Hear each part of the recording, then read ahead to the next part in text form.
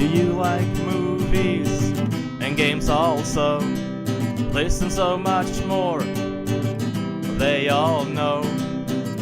Vice, Pyro, Lotus and friends, welcome to Corrective Consciousness. Welcome to Corrective Consciousness, episode 121, the palindrome episode, the podcast where we explore the inanity of pop culture. I am your host, vysethebold, and this is... Lotus Prince. And PyroJackFrost. And if you listen to this podcast backwards, it'll sound exactly the same. Try it. Take an hour. It's fine. Put it in a spectrometer and everything. It'll be like a dream sequence in Twin Peaks. Oh, God. Burns his suit! I love that. Yeah, that was actually like a reference to Twin Peaks. It was actually funny. Kyle MacLachlan was talking on Twitter. What's your favorite Kyle MacLachlan scene in any show he's ever done?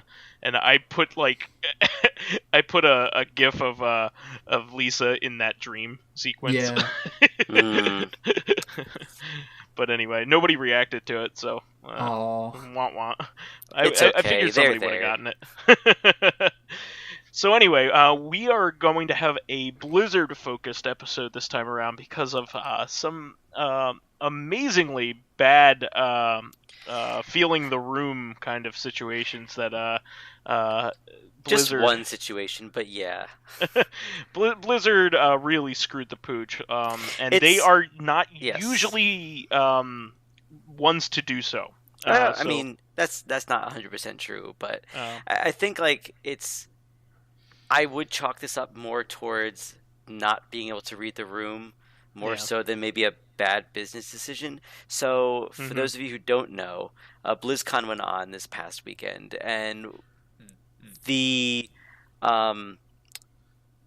have on the main stage discussions about every single series basically that they work on, and the first one right after the opening keynote was Blizzard, and we knew about this like a month before BlizzCon, so everyone was like, oh sweet, are they going to make like a new Diablo announcement or a new game, or are they going to talk about the Netflix show that's been rumored to exist? But it was just a mobile game. Like, that was the big Diablo thing. And I think the problem, like I was saying, is not necessarily that they made a mobile game. I know that they want to make games for any user, not just maybe PC gamers. But I think the problem was that they thought that would be enough. And I think if they did more like what Bethesda did, where they announced the mobile game saying, oh, and we also have Diablo 4 in the works. But to tide you over until then, here is a mobile game. But the thing is, they said, like, no, and then the worst part, I don't know if you all know about this, but afterwards, a lot of people were booing them. And someone actually asked, is this an April Fool's joke? Yeah, I was going to mention that. Like, that's the best part, is that how often do you get to actually get called on and ask a question during one of those? And, like, that was the question. Well, and the guy who actually asked that was not trolling. Like, he was serious. Like, was this an actual decision that you took time to think about because this was really poorly handled? But the worst part was someone on the stage said, you guys have phones? Like, someone asked, like, is this going to come out on PC? And basically one of the developers said, like, you all have phones, don't you? Like, that was his response. It was just that's kind of a dick move. Very poor like, yes, planning. I have a phone, like, but I don't play games on it. And honestly, I'll probably play this game because I like Diablo. It's actually not a remake. It takes place between 2 and 3. It might use reused assets. It might be based off of another game that might exist, like whatever. I'll probably still try it out. I'm not going to judge whether or not it's a good or bad game until it actually comes out. But the biggest issue is just how they handled the whole thing. Yeah. Yeah. So you know what I find ironic is that the title of this upcoming game is, correct me if I'm wrong, it's Diablo Immortal, right? Or maybe Diablo 2 I was just going to say what exactly we were talking about. This will be released on iOS and Android, and it is being built off of the technology of an existing Chinese cell phone game, apparently. And that's the thing, is that they are making this maybe not even for American audiences, but when you think about it, StarCraft is huge in Korea. Yep. They want a game that'll be big in China. And I know World of Warcraft kind of is, but they have to do a lot of editing for that. But I think a lot of Chinese players like these mobile games. Yeah. So they want to make a mobile game for them. And But they might not even care. I was just going to quickly say, in China, they have very strict rules against video games in general. Yeah. So like their PC games need to all be I think they need to go through an approval process. Yep. And that has actually grinded to a halt recently. And they had a ban on consoles for a very long time, so they're not really a thing over there.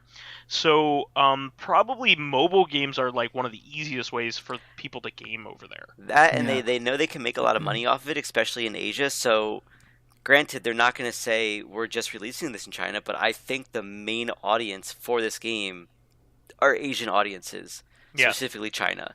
But again, that's how they wanted to make their money. That's fine, but it would have been nice if they didn't wait until after BlizzCon to kind of clean up after themselves. Because like they've mentioned immediately after this happened, they had interviews where they said, "Oh, we have like 4 other Diablo projects in the work, and the work being done on this game are not taking away from any of those other Diablo products or projects." Nice to know that. But that's the thing. If they would have been nice for them to mention on the stage, "Hey, here's a mobile game that we're releasing, so we can open this up to more audiences.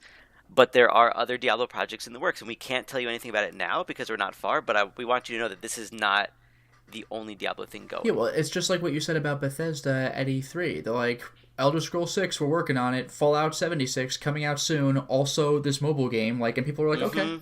But by the way, the reason I was asking about the title of like Diablo Immortal was it's just what an ironic name considering that mobile games are the most ephemeral type of games.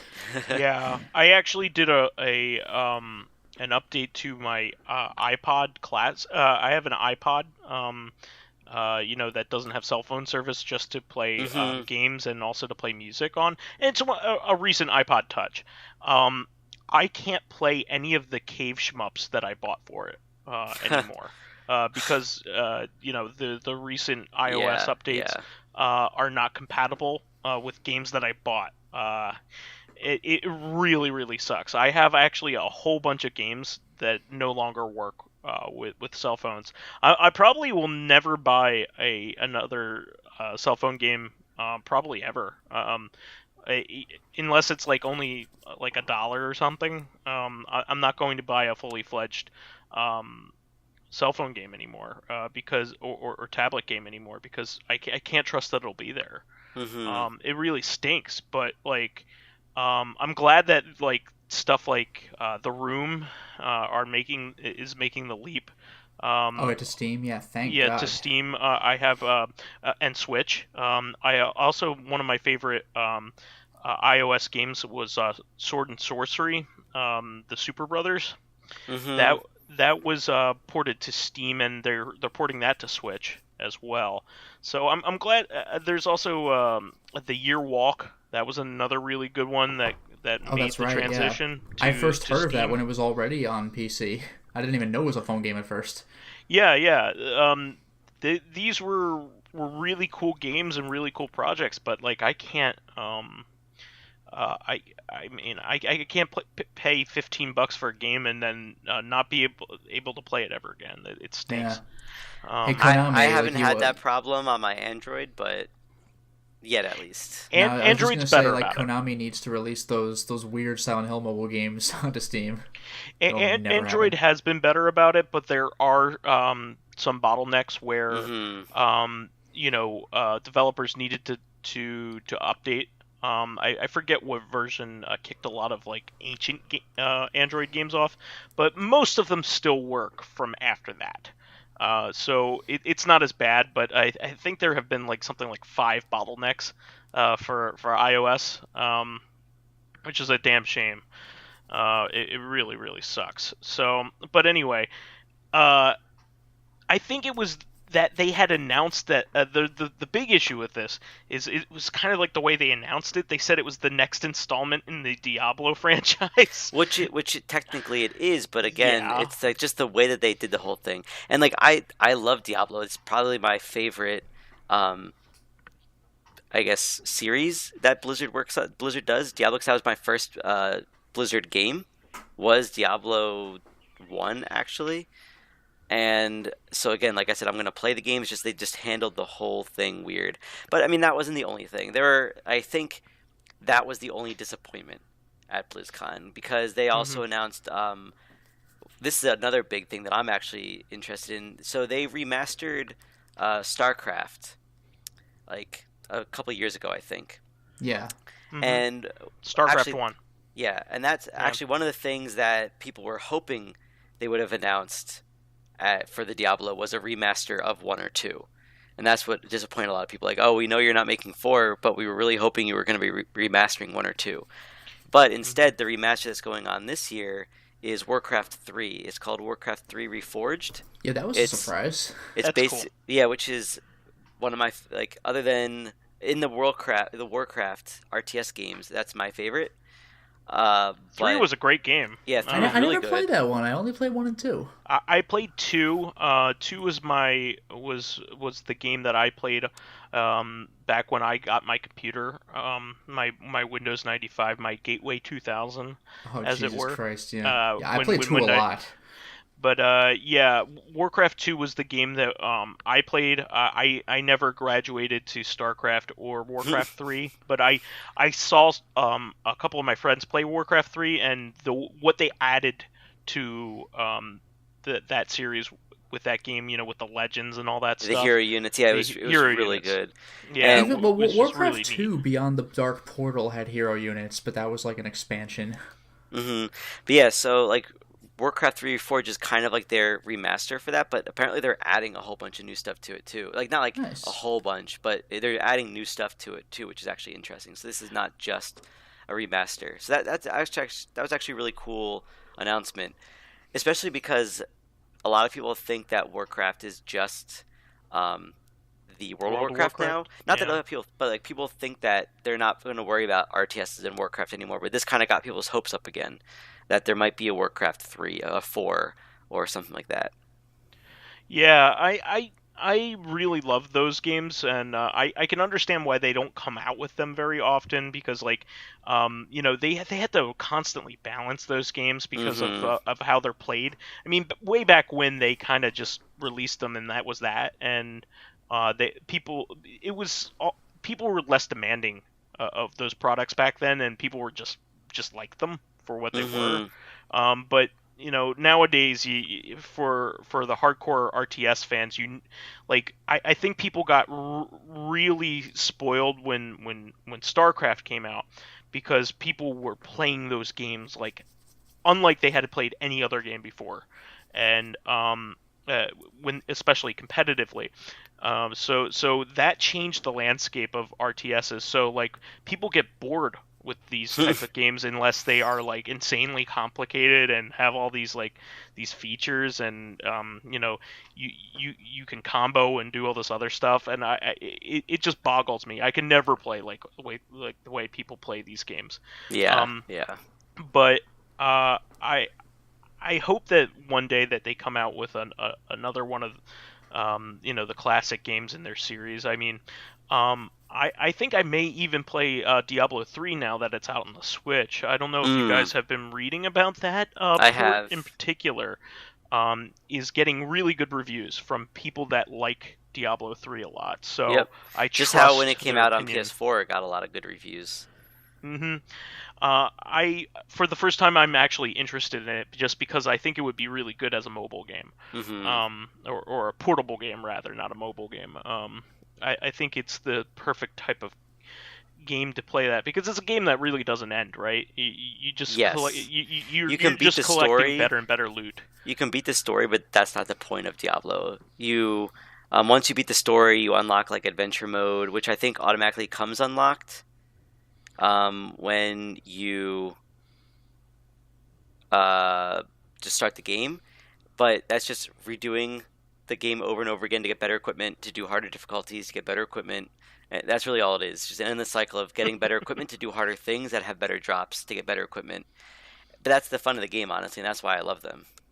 So Diablo 2 had one of the longest lifespans of any game, I think, ever. They updated that game officially, I think, for a good 10 years. I think they still were, like, if not this year, then last year, the year before, too, I think.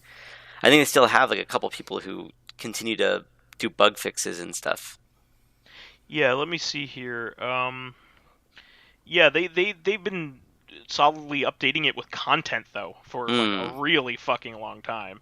And that's crazy. It was nuts because I had a friend that was playing that in college when we were going to college, and I was just like, wow, you still play this game? He's like, dude, they just came out with a content update last week, and I'm like, this game is was ancient by those standards 10 years ago. Literally 10 years ago. So this game came out originally in 2000. Diablo 2 came out in 2000. Yep. And like he was playing it in 2006, and it was unheard of for a game to get free content updates. All the way through that. But really, really cool, really cool. So I know there's some kind of appeal to it. I've never really gotten to these isometric. I don't even know what you would call them. They're not roguelikes. It's an action RPG. Action RPG. Or okay. hack and slash or something like that. Okay. Yeah, I would say hack and slash is probably the best. I did play a little bit of Record of Lotus War on the Dreamcast, which was kind of like Diablo. I don't know if you guys ever played that, but I have not. Yeah. Nope. Yeah. I don't really play these type of games much. I did play what was it? The baconing? What was that? Oh, yes. I forget. I know what you're talking about, but I forget the name of the game. Yeah. Thongs of Virtue, was it? That was the sequel. Oh, okay. But I know what you're talking about. Death Spank. Yeah, Death Spank. Yes. Yeah. I played those, and that was a Ron Gilbert game that was similar to those type of games, right? Yeah, it's basically like a Diablo kind of game. And Torchlight was one of those. Torchlight types of games, is right? Path of Ruin. There's a lot of games like that, actually. Yeah. Titan's Quest was another good one. But I was really mostly an OG Blizzard fan. Like, even before that, I played things like Rock and Roll Racing. Did you guys ever play Rock and Roll Racing? I have not. Nope. So this was a game that came out on PC and Super Nintendo and Genesis. And it was famous for... It was kind of like RC Pro-Am, if you guys have ever played that. It's a racing game where all the other racers are you're all kind of clumped together on a screen, and you're going around, kind of like Super Off-Road or Super Super Sprint, if you ever played those games. It's basically like an arcade racer. You press left and right to steer while hitting the gas, and it's isometric, and you go around a track. But this game was famous for having very obvious rip-offs of famous rock and roll tunes. So they would have like a song that sounded just like a Super Nintendo version of like Paranoid by Black Sabbath. Oh, really? Yeah, and it stopped this game from being re-released. It had all kinds of they even had Steppenwolf songs like Born to Be Wild, like just shameless rip-offs of those songs. And the game could never be re-released with its original soundtrack because of it. Somebody actually made a hack for the Super Nintendo flash cart, the ST2 SNES, because it can do full CD audio with that flash cart. They did a hack where they put the actual licensed music in it. Yeah, that's pretty funny. Yeah, so you could play it with like Ozzy Osbourne playing in the background. Really cool stuff. But I also play Blackthorn. You guys ever play that one? No, I haven't played. Like I said, the first Diablo game I played was the first Blizzard game I played was Diablo, and then I played StarCraft, Warcraft 3, and then the other ones they've created new ones from there. The only other older game I played was Lost Vikings 1 and 2. Yeah, I was actually going to get to them. Blackthorn was basically like a Prince of Persia kind of game. It was like a cinematic platformer, but it was more violent. You were this guy with a shotgun, then you shot orcs. Before they had been making, it was the first game that they had orcs in before they made Warcraft 1. But yeah, I was actually gonna bring up the Lost Vikings. You could be one of the Lost Vikings in the original Rock and Roll Racing as well. But Lost Vikings was a really cool game. I really enjoyed those. You played as 3 different characters that had different abilities to solve puzzle levels, essentially, right? Yep. Wasn't that it?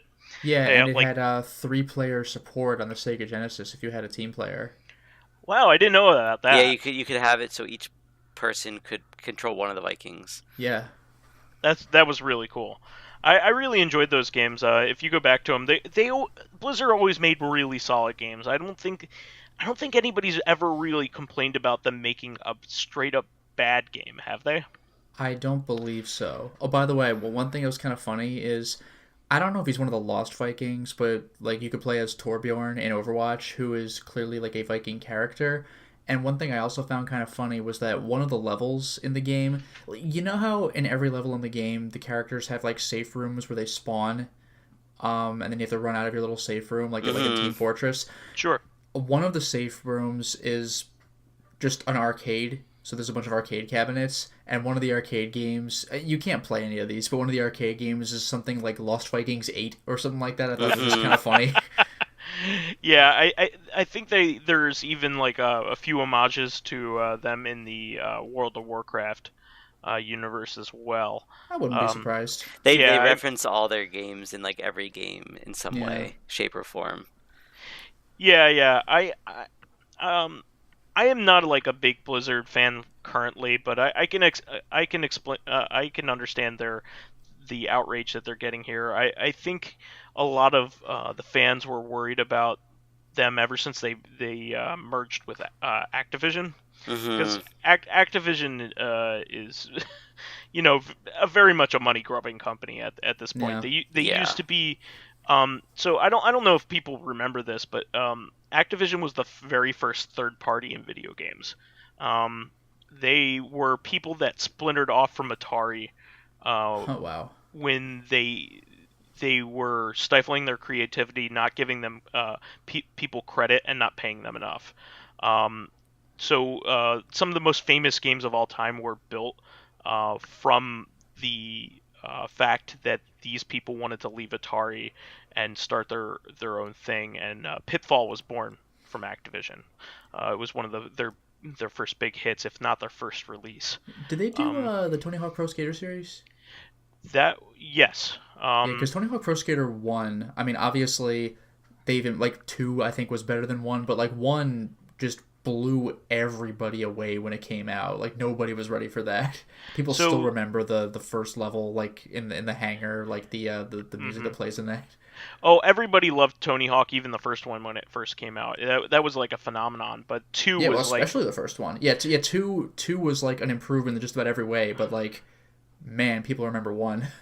Yeah, that was made by Neversoft, which was one of their developers. Yeah. They went on to go to make the Spider-Man games, and then eventually they started making. They made a lot of the Guitar Hero games after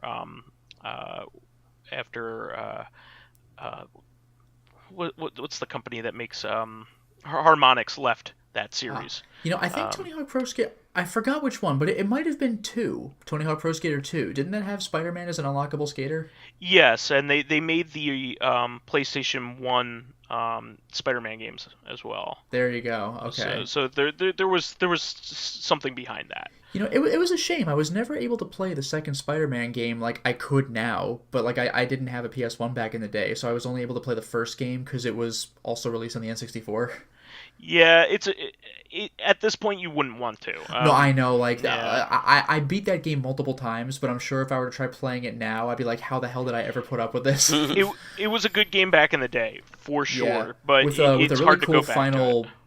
boss, but it was really amazing. Yeah, it was running away from Carnage Octopus. Yeah, fuck that. Either one of those guys by themselves is like an upper level to top level Spider-Man villain. So Octopus with the Carnage symbiote is like that is like horror come to life. One of the scariest comic books that I ever read, like when I was a teenager, was they released a Spider-Man comic where the Carnage symbiote bonded with the Silver Surfer. Silver Surfer, where it's he's like, fuck just, that. Carnage is able to shoot laser beams. Like, nope. He has the power cosmic. Fuck that. You would actually need Galactus to show up and take away his cosmic power, so he's just a dude in a Carnage suit. Except that Cletus Cassidy was just a dude in a Carnage suit, and he's fucking Carnage. He's like one of the top level villains as a normal guy. He's the only person to ever bond with a symbiote and completely bond with it, in that he never called himself we.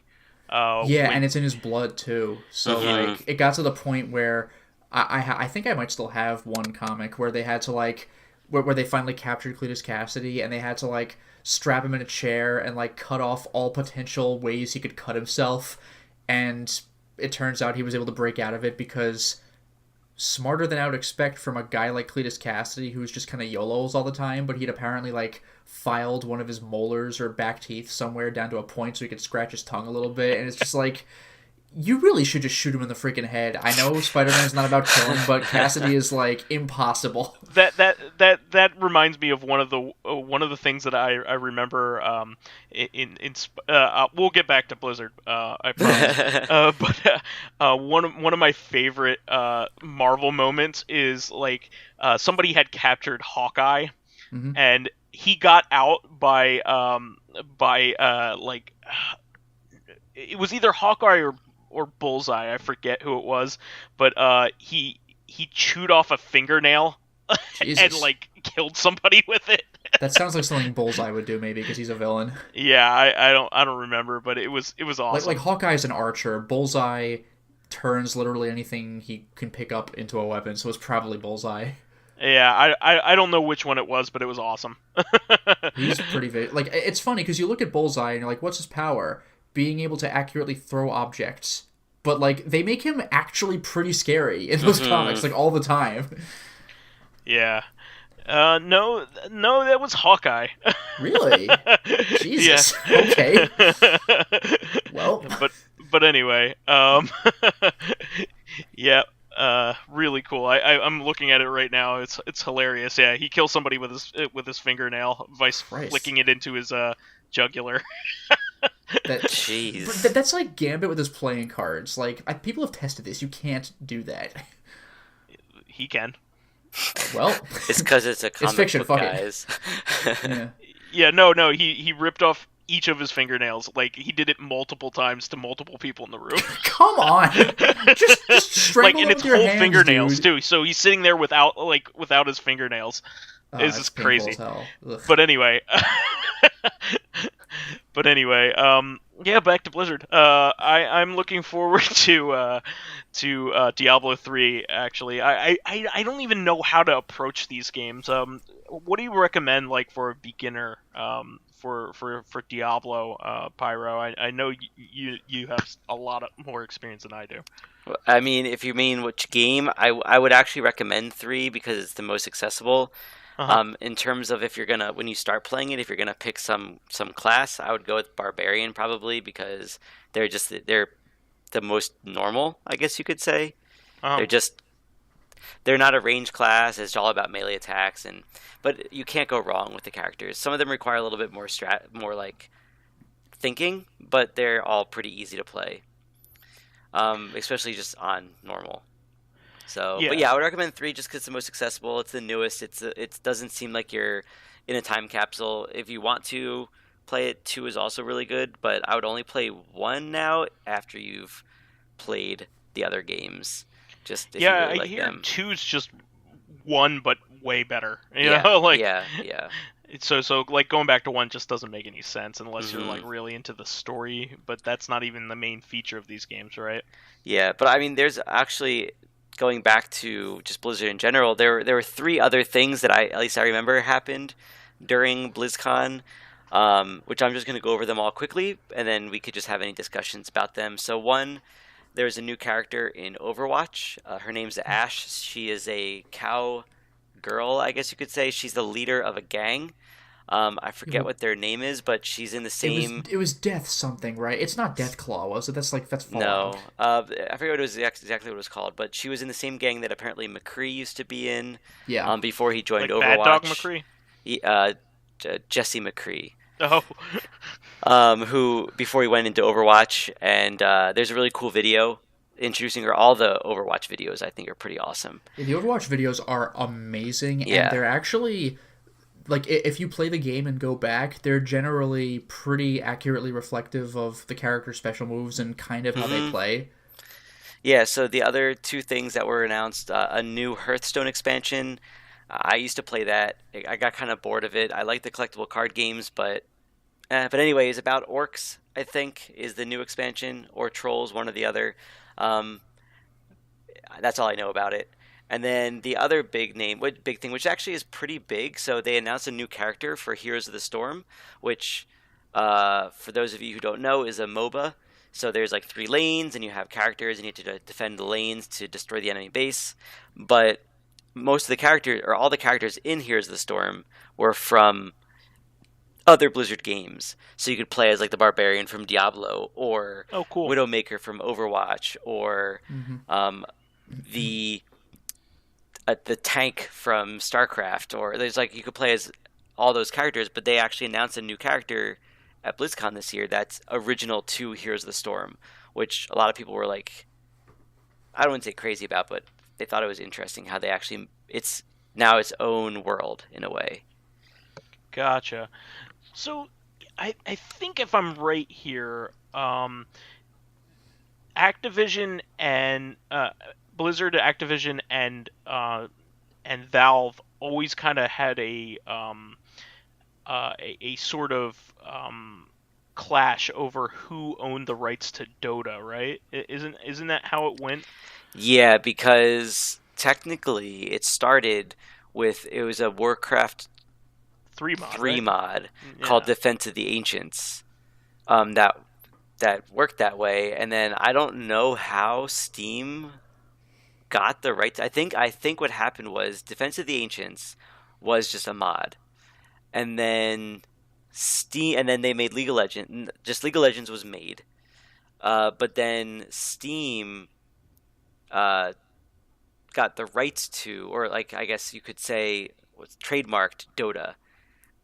So then people were kind of annoyed at that, because Dota was actually originally a Warcraft thing, but no one actually ever got the rights to Dota. Like, no one ever claimed that name, because it's a mod, so you can't actually get a trademark on it, I don't think.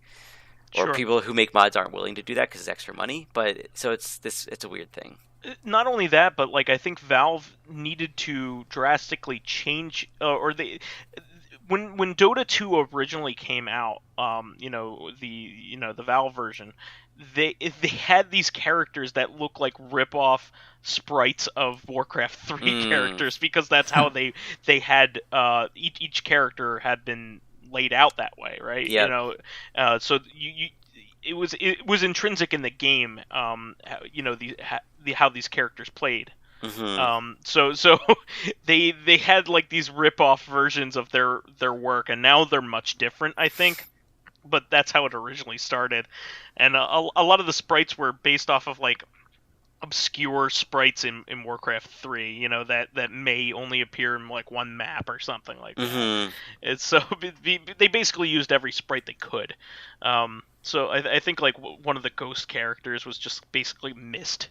But anyway, I think Activision never really got their Dota 2 off the ground, their Defense of the Ancients 2 off the ground, because Valve beat them to it. So I think Heroes of the Storm is their finally their try at this, right? Right. I mean, it's been out for like at least 2 years, I think. But yeah, this is their MOBA Defense of the Ancients similar type game.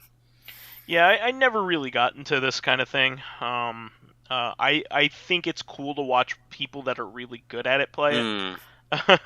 I used to play it for a little bit. It's actually really fun. It's pretty accessible. It's pretty Okay. easy to play. Like, you don't need to be good at it. Obviously, if you want to play competitive, you should be good at it. But like, the game itself is pretty easy, I would say, to learn.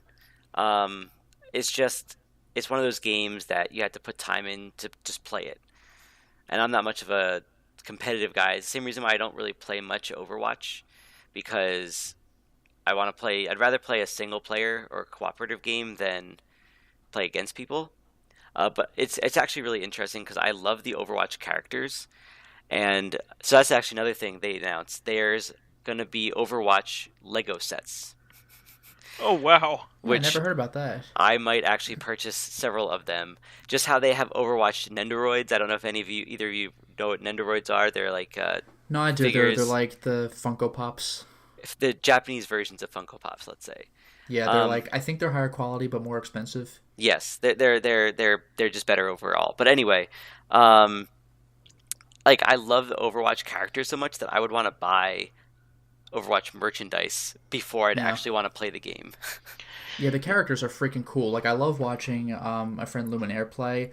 I wouldn't play it myself. I'm not into the competitive multiplayer scene, but it's really fun to watch good players play.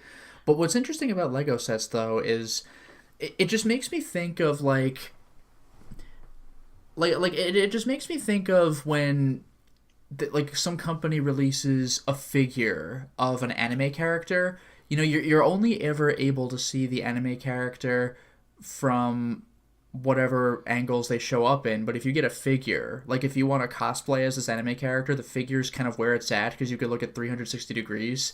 So like if they're making It's like Overwatch Pyramid Lego Head. sets, you might get to see like the outside perimeter of the levels, like what's behind these buildings and stuff like that. Yeah, Well, it's like when they I released think- that Pyramid Head. I don't think any of the Lego sets are going to be Yes. stages. They're only going to be like characters and Oh, like kind of a shame, but things still like cool. that. But yeah, like what Vice was saying though about Pyramid Head, you could get to see under the helmet, like the underside, and it's fleshy and gross, and like I don't think anybody knew that was a thing until they saw the figure.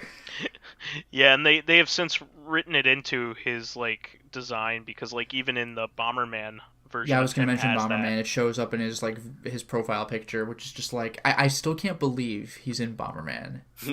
Like Bomberman has all sorts of characters, and Castlevania is kind of dark if you think about it, but Pyramid Head is really like he just feels out of place. Yeah, well, they never really had Konami characters in those because it used to be a catch-all for Hudson characters. Yes. Like they had a Takahashi Meijin from the Adventure Island games, or Master Higgins is his American name. They had Bonk in there. Yeah, and so it was cool to see Konami characters finally get put in there since they acquired Hudson. So Yeah. you know, you have Vic Viper and you know Simon Belmont and Snake now. Yeah, and then there's console exclusive content. So there's like Master Chief for Xbox, and there's Ratchet for PS4, which I thought was kind of clever. Yep. But we should wrap up our discussion. Any final notes here on the Blizzard end of things? Only one thing real quick. Like in the Ash reveal, like what type of character she is. So she kind of like has two weapons. Well, I think everybody has kind of like an alternate fire or whatever. There's But like primary, secondary, and alt.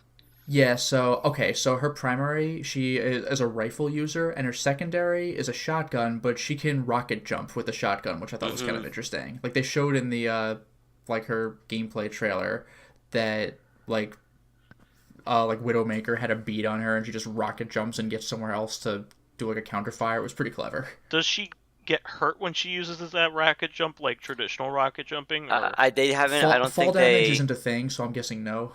They haven't announced. They haven't. Sorry, released a video showing. They released a video showing all her moves, but not explaining them. So Yeah. I don't know if it damages her. Another move that the two other moves she has is she can throw a stick of dynamite. Yes. I should say it's a bundle of dynamite, but you have to shoot it to make it explode. Okay. Like I don't think it has a timer. I think you had to shoot it to make it explode. And her ultimate is that she calls her robot friend Bob, to Yeah, help out. a giant the thing brutish is, robot with a mustache. the interesting thing is that Bob counts as another character. So technically, for the time that he's out, which is like 15 seconds or so, your team can have 7 characters when usually it's 6. Oh, that's so neat. crazy. You can't control him. He automatically does certain things. Like he always charges towards like an objective and attacks guys along the way. But it's still really neat that that's how they did that. Does he have his own kill count, you think? I'm not sure actually. Oh, If it well, doesn't I guess count we'll as it, figure out. like, I don't know. Yeah, I don't know how if it works. I don't know if his kills count towards Ash's. Yeah, I'd I was assume gonna they guess would. that, but I don't know. Okay, well, we'll move on to our regular segments. We'll do Vise's weigh-in first. I am at 256 right now. I kind of fell off the wagon a little bit, but I have been weighing myself pretty frequently in order to get back on track. So that's the whole game here, and my big thing is I don't want to gain anything during the holidays this year. I want to stay very stable. So I'm hoping that I can be in the right frame of mind to do it, because it's so easy, especially with all the Thanksgiving food. Yeah, exactly, and Christmas. I mean, my family has several get-togethers, and I'm also going to 2 Thanksgiving dinners this year. So. This is rough. It's basically this, like, October is really where it all starts, and it doesn't end until the end of January. For me, this whole party season starts in October, because that's when my girlfriend's birthday is. My girlfriend's birthday is on the 22nd of October, and then you have Halloween, then you have Thanksgiving. Then you have, Christmas and New Year's, and then we have our anniversary. I guess what it comes down to, though, is that, like, Thanksgiving and Christmas in particular have these, like, gala dinners, but, like, it really doesn't matter, though. Like, just take how much you would take for a dinner. Like, you don't have to eat everything or, like, second helpings or whatever. Just proportion everything, and it could be like any other dinner. It's just food that's not served as often. I don't know what you're talking about. That doesn't make any sense to me. It's just tough. Tough. Especially when you're, part of a big Italian family where you make all kinds of stuff that looks so good and smells so good. So, it's a challenge, but my girlfriend has started going to the gym, and I want to go with her. So, it's really good when you have a buddy. This is a thing I constantly struggle with, but the podcast helps me keep to it. So I'm glad I have it, or else I'd just, like, completely go off the rails. So we should move on here to comments. Would you like to? Yes. All right, so we have 3 comments. So one is from Living Corpse. This is going back to horror experiences. My best horror experience was playing Resident Evil 4. 4 comments. What? 4 comments. I added 1. No, 3. Okay. So, my best horror experience was playing Resident Evil 4 and beating it by myself. This was when I was first gaining the courage to play horror games. I managed to get pretty far playing RE4 in the dark, but once the regenerators showed up, I was so spooked that I had to beat the game with the lights on from then on. Yet, regenerators are a pretty terrifying enemy. Yeah, I love that reveal in 4. That was really good.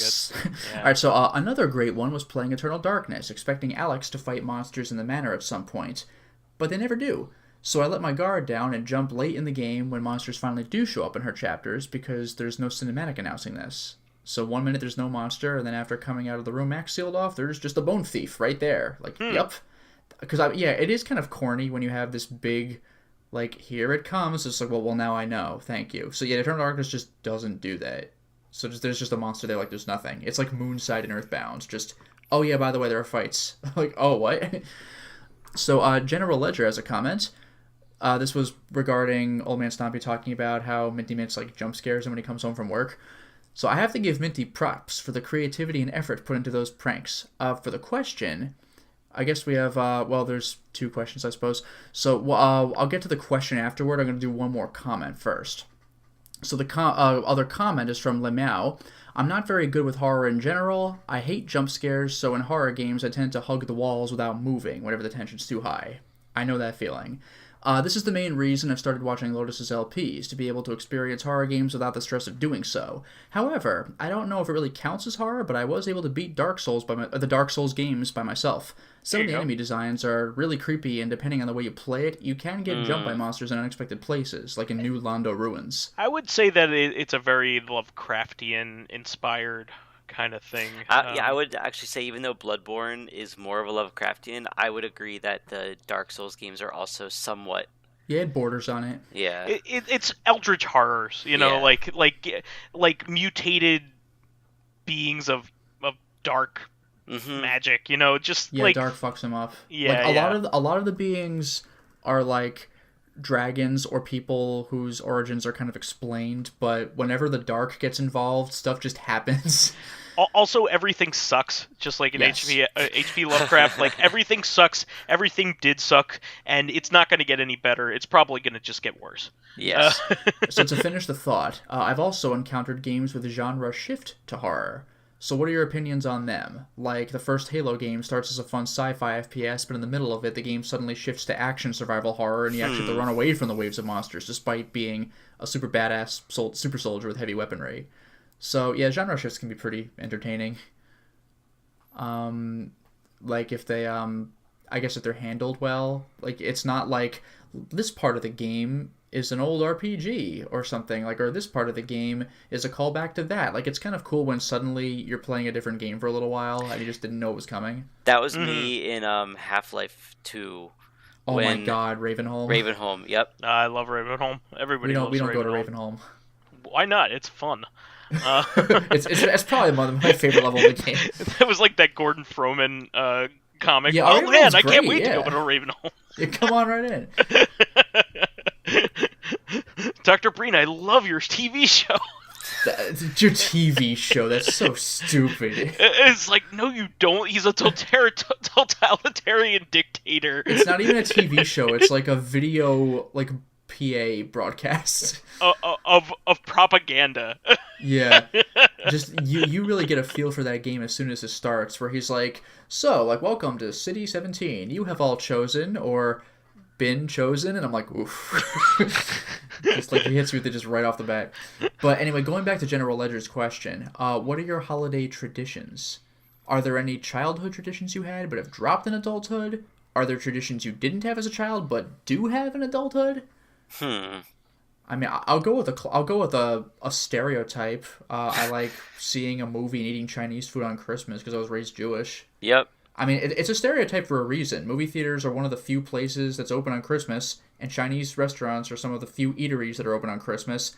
It's not like Jews just love Chinese food more than anything. It's like, well, it's that too. That's where you go on Christmas, because it's either that or don't do anything in the holidays, and you feel weird not doing anything when the rest of the country's celebrating. Yeah, I mean, the only, I guess you could say, really traditions that we have are getting together. In Christmas, we have a party at my parents' house, or Christmas Eve, and then Christmas we go to another side of the family. I think one of the traditions that we gained all of a sudden was, so a few Christmases ago, I was with one of my exes at the time. My mom likes Christmas ornaments, so we got her this Christmas pickle, which I don't know if you've ever heard of. It's an old Jewish tradition, not Jewish, German tradition. Yeah, I was gonna say I do not know about this. Yeah, it's a German tradition where there's a pickle on at night. Whoever's treat is, they put a pickle on there, and the kids have to. Whoever finds the pickle first in the morning gets an extra present. Mm-hmm. It's almost like the Afikoman and Passover. My mom's German, and she didn't actually know about this tradition because her parents never did it with her. So once I got that for them, like every year now, my mom does the German pickle, finding the pickle thing. Yeah. Let me see. Well, I have quite a few that we started doing ever since I was in college. Actually, some of these started when I was in high school, but since my brother and I are all grown up now, and have our own families and significant others, things have kind of changed over time, but there are still some traditions. So this year and last year, I'm going to be having two Thanksgiving dinners. One with my where I see my family, and then I see my girlfriend's family. It's cool that I'm able to do this because my parents were nice enough to have Thanksgiving dinner around noon in order to make this happen. So really cool that we were able to make both this year. For Christmas, I actually celebrate Christmas Eve with my Italian cousins, my Italian side of my family, which would be my dad's. We do the seven fishes dinner then, that a lot of other Italian families that do that. Yeah. So we have more than seven fishes. It's very opulent. We do At everything. least 8 fishes. We do everything from calamari to That's the funniest thing too, is the definition of fish for this. Oh, it's anything that comes from the sea. It's basically I was going to say, seafood. wait, calamari is what you open with? Wait a Oh minute. yeah, no, well that's what I'm trying to say. Like we have salmon, and things like traditional Italian stuff like bacala and smelt. But we also have like things like clams casino and mussels and things like that. So basically everything you can think of, even crab. So really cool. We always have a lot of fun doing that, and me and the younger cousins usually will play some video games. I'm kind of legendary to them because I'm like the adult that plays video games. Oh, sure. But they play like a lot of Fortnite.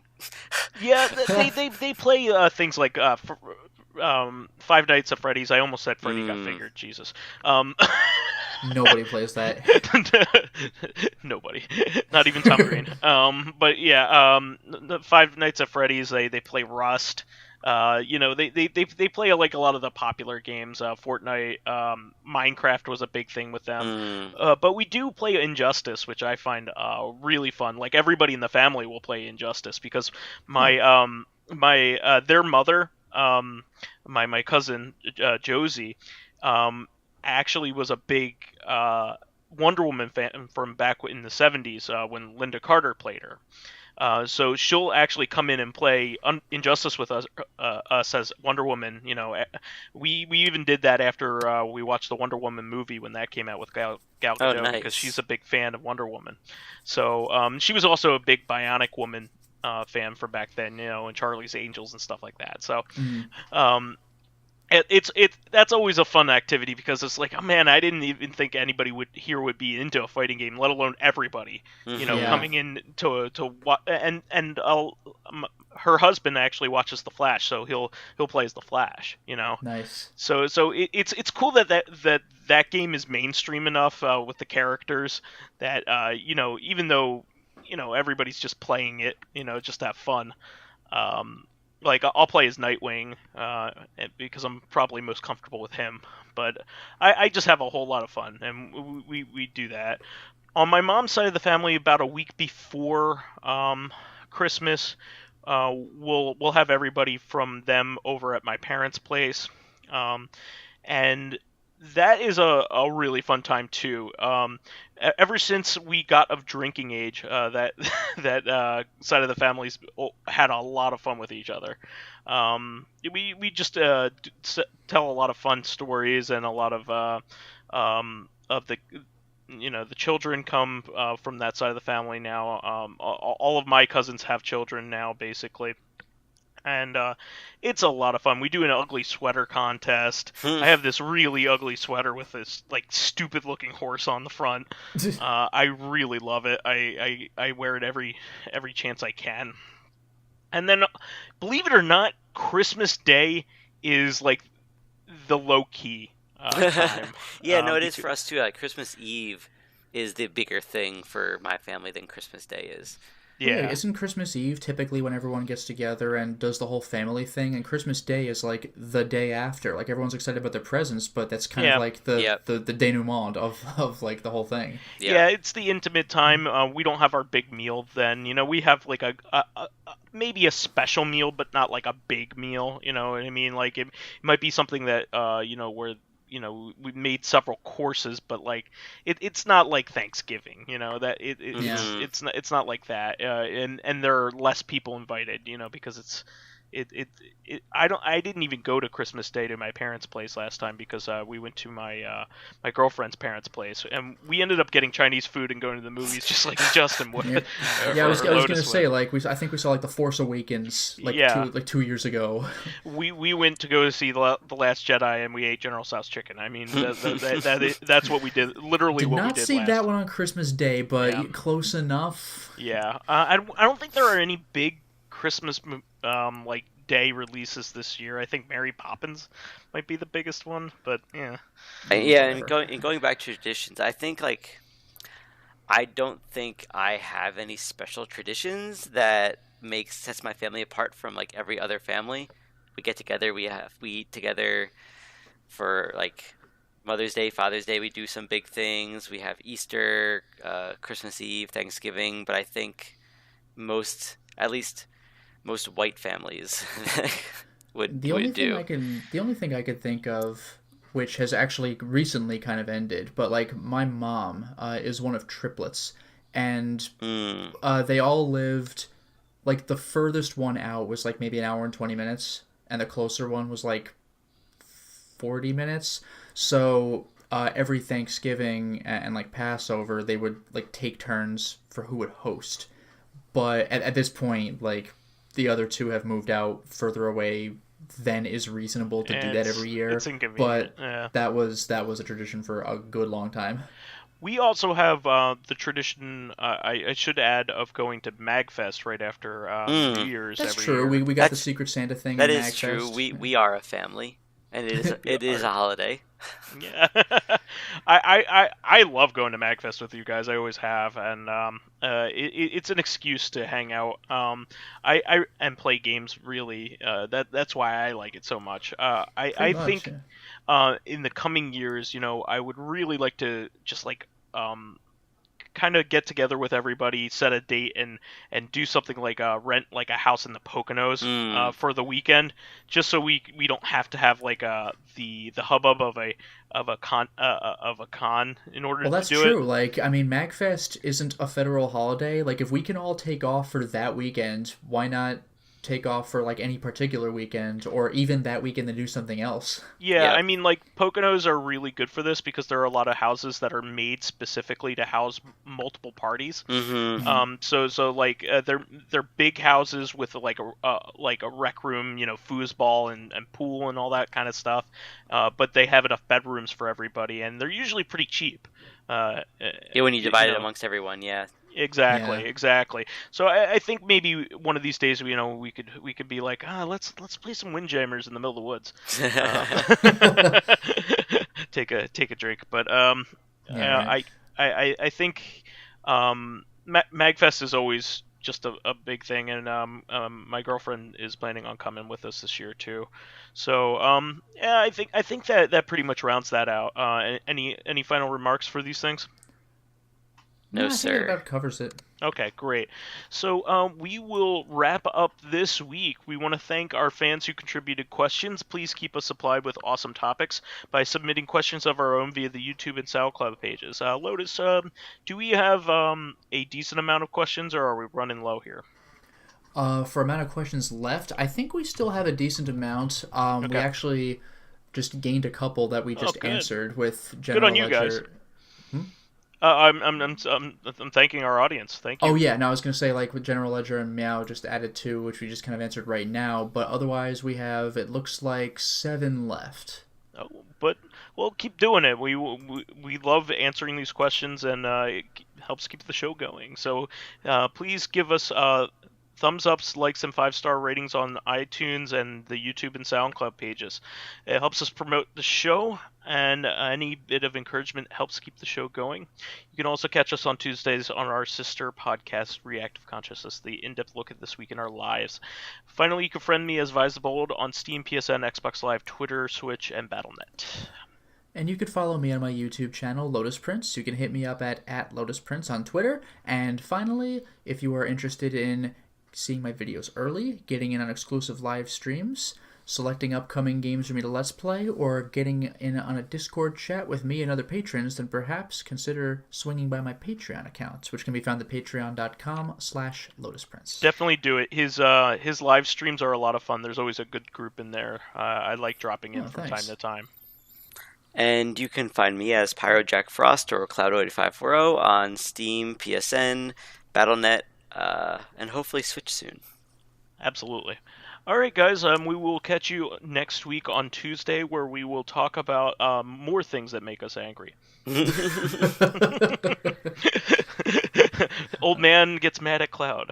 Yeah, I love it. That's what a relevant image all the time. All the time, especially in video games. It's like, guys, this is video games, like, not life. Wars and shit. But anyway, we will catch you then. Until next time, everyone. Bye. Goodbye, everybody.